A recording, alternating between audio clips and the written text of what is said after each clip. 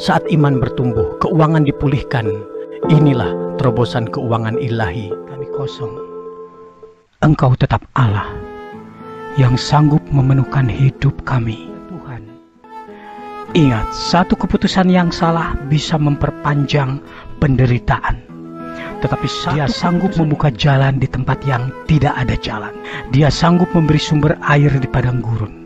Dan Dia sanggup memulihkan keuanganmu lebih cepat dari yang kamu bayangkan. Kalau hidup mulai terasa berat dan iman mulai melemah, channel ini hadir bukan sebagai jawaban sempurna, tapi sebagai tempat berteduh sejenak, di mana doa, iman, dan firman Tuhan akan saling menguatkan langkah-langkah kita. Pernahkah kamu memegang dompetmu, lalu mendapati isinya kosong?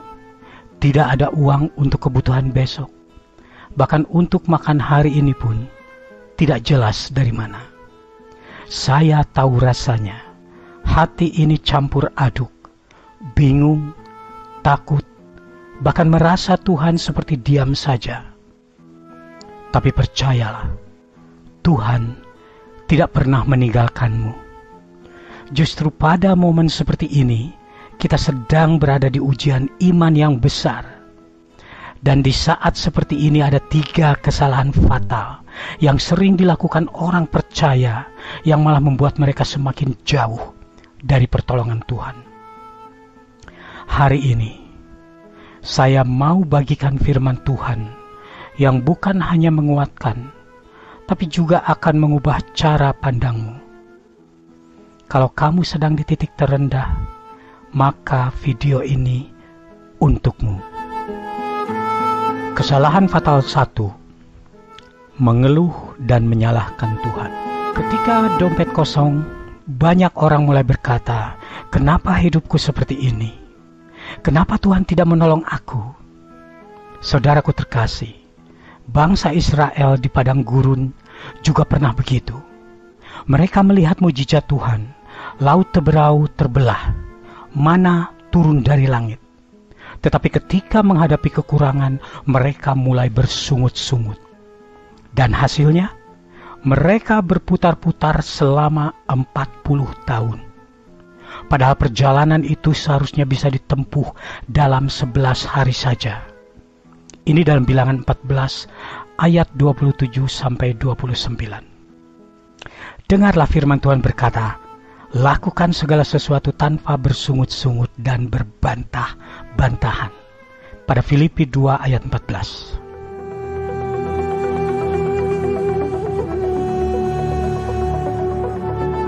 Mengeluh itu seperti menutup pintu berkat. Setiap kata keluhan adalah deklarasi ketidakpercayaan kita. Tetapi ucapan syukur adalah magnet bagi mujizat Tuhan. Mari kita ucapkan dengan penuh percaya, "Tuhan, aku tetap bersyukur, walau dompetku kosong, karena Engkau tidak pernah meninggalkan aku."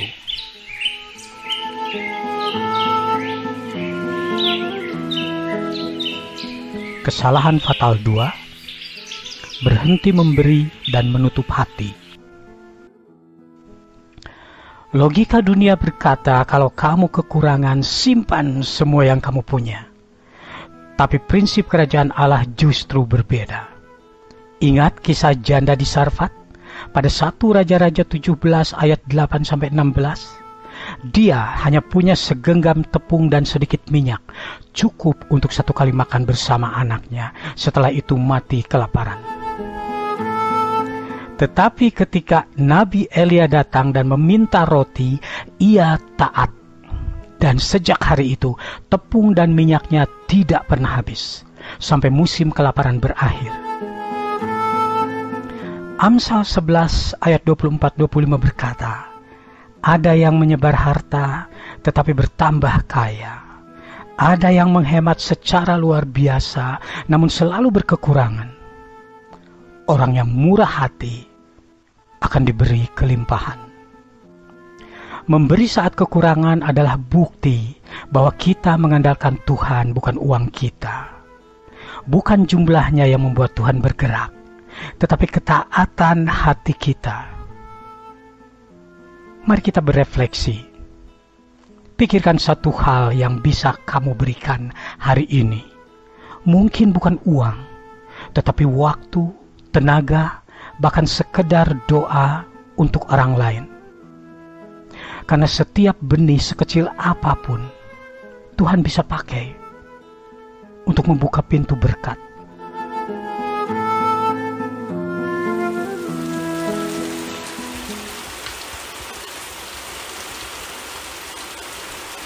Kesalahan fatal 3. Terburu-buru dan tidak bertanya pada Tuhan. Ketika panik, kita sering merasa harus segera bertindak, berhutang di tempat yang salah, menjual aset yang seharusnya dipertahankan, atau mengambil keputusan cepat tanpa doa. Raja Saul juga pernah terburu-buru. Dia merasa Samuel terlambat datang, lalu ia mempersembahkan korban sendiri, dan akibatnya kerajaannya terlepas darinya. Pada 1 Samuel 13 ayat 8-14. Lalu sekarang mari kita lihat Amsal 3 ayat 5 dan 6 yang mengatakan dan mengingatkan kita, percayalah kepada Tuhan dengan segenap hatimu dan jangan bersandar kepada pengertianmu sendiri. Akuilah Dia dalam segala lakumu, maka Ia akan meluruskan jalanmu. Di masa sulit, justru kita harus memperlambat langkah dan memperbanyak waktu mendengar suara Tuhan. Ingat, satu keputusan yang salah bisa memperpanjang penderitaan. Tetapi satu keputusan yang benar dalam tuntunan Tuhan bisa memulihkan keadaanmu. Saudaraku terkasih, kalau dompetmu kosong hari ini, ingat 3 hal ini. 1. Jangan mengeluh. Gantikan dengan ucapan syukur. 2. Jangan berhenti memberi. Percayalah Tuhan mencatat setiap ketaatan. 3. Jangan terburu-buru. Tanya Tuhan sebelum melangkah. Tuhan Yesus berkata dalam Matius 6 ayat 33, carilah dahulu kerajaan Allah dan kebenarannya, maka semuanya itu akan ditambahkan kepadamu.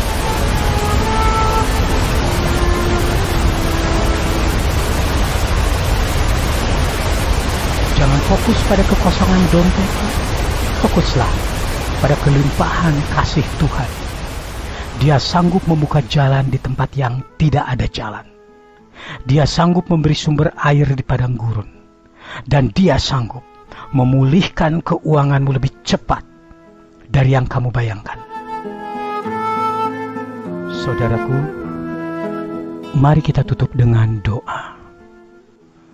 Bapa yang penuh kasih, saat dompet kami kosong, Engkau tetap Allah yang sanggup memenuhkan hidup kami.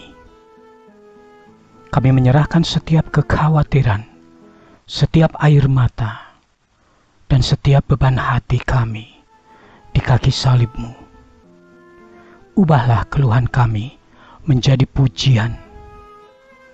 Ubahlah kekurangan kami menjadi kesempatan untuk melihat kuasa-Mu yang nyata. Ajari kami untuk tetap memberi walaupun tangan ini kosong. Karena hati kami penuh percaya kepadamu. Pimpin setiap langkah kami, agar tidak terburu-buru mengikuti jalan sendiri, tapi menunggu rencana-Mu yang digenapi. Kami pegang janji-Mu pada Matius 6 ayat 33, bahwa saat kami mencari kerajaan-Mu terlebih dahulu, Engkau akan menambahkan semuanya yang kami perlukan. Dalam nama Tuhan Yesus, kami berserah dan percaya. Amin.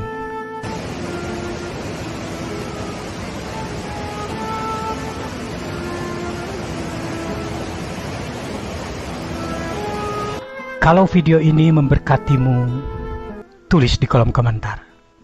Tuhan adalah sumber berkatku. Sekali lagi, Tuhan adalah sumber berkatku. Dengan demikian supaya kita saling menguatkan dan dikuatkan. Bagikan video ini kepada teman atau keluarga yang sedang kesulitan. Dan mari kita sama-sama melihat terobosan Tuhan. Dan jangan lupa share, like, subscribe. Agar pesan Tuhan bisa dinikmati oleh semua orang yang mau membuka hatinya dan percaya. Tuhan Yesus memberkati.